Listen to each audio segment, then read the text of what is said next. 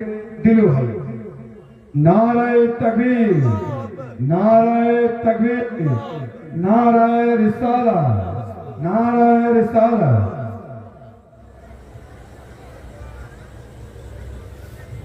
নামাজের পূর্বে আমি বেশ কিছুক্ষণ আপনাদের কাছে কিছু কথা রাখার চেষ্টা করেছি, কথা রেখেছি। আমি একজন নগণ্য গুনাহগার, পাপী তাপী খাতাকার মানুষ।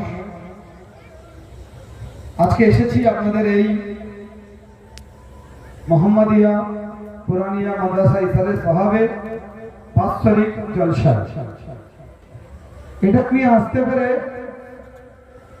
এবং পুনরায় আমি আমার বক্তব্যকে পূরণ করার জায়গাটা পেয়ে আমি সকল কমিটি এবং সকল শ্রোতা মণ্ডলীকে তথা এলাকাবৃন্দ ভাই ভাতৃগণ আমি আমার স্নেহ হৃদয় থেকে প্রেম সিদ্ধ, একেবারে হৃদয় সিদ্ধ প্রেম দৃঢ়ভাবে আপনাদেরকে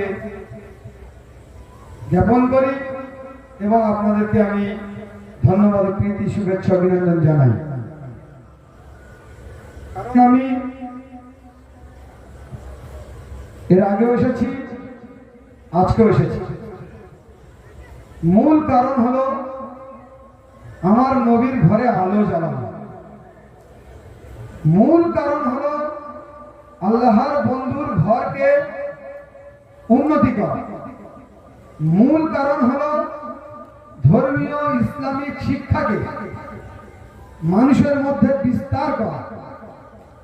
মূল কারণ হলো আমাদের এলাকার মাদ্রাসাকে এক উজ্জ্বল ঝকঝকে সীতারার মতন চকচকে করে তোলা।